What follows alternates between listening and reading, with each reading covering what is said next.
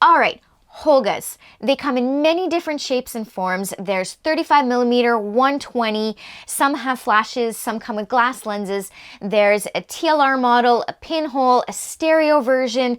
They come in many different colors. Some of them even glow in the dark. So yeah, there are a lot. In this video, we're going to be focusing on the one that I own, the Holga 120N. So I paid $25 Canadian for this camera, and that's pretty much the top of what I'm willing to pay. I have seen them going for $40 and upwards online, but it's going to take some really fancy colors to get me to budge from that price point. And that's simply because these cameras have been manufactured since 1982.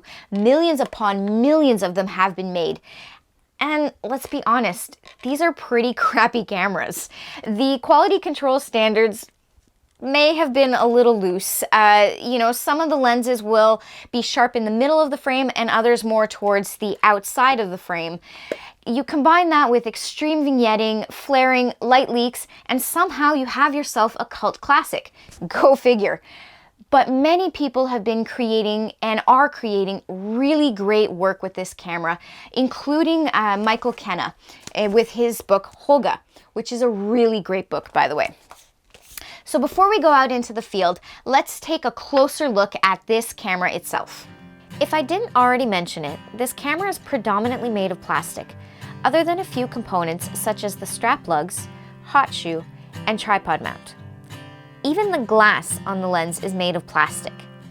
There's a simple viewfinder window in the top corner, and the shutter is released using a plastic lever on the side of the lens. To change the aperture, you move the switch on the top of the lens to expose a sun or a cloud, meaning that this camera has only two apertures. As indicated on the front of the lens, the cloud is f8, meaning the sun is most likely f11.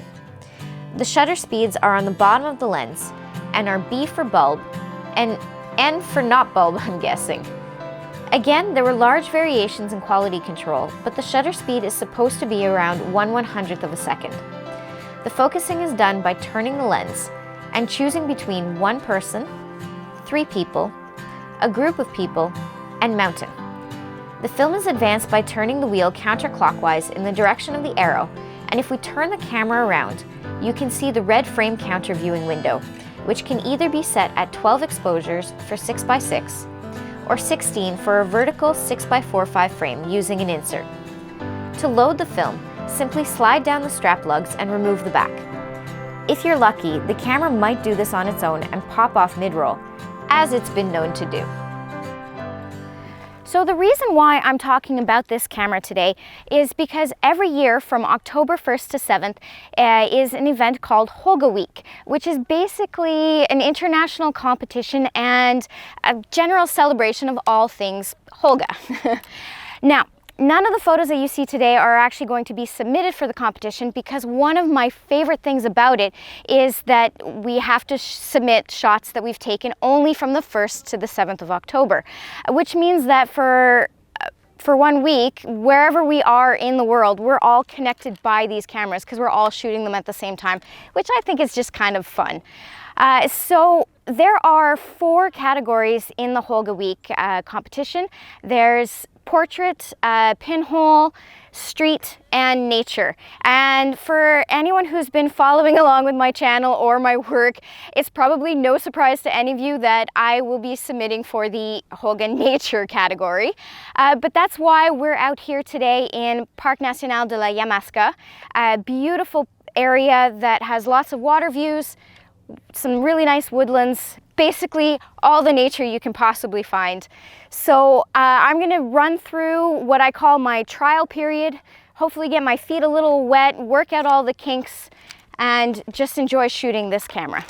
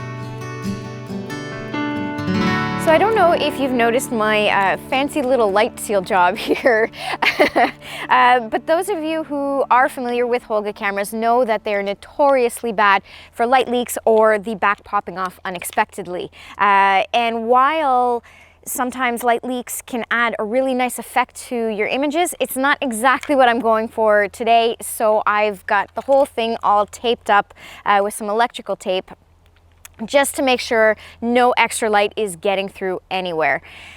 And as I mentioned earlier, the shutter speed is fixed at 1/100th of a second about. And so normally when I come out shooting on a bright sunny day, I gravitate towards ISO 100 speed film to hit about the sunny 16s.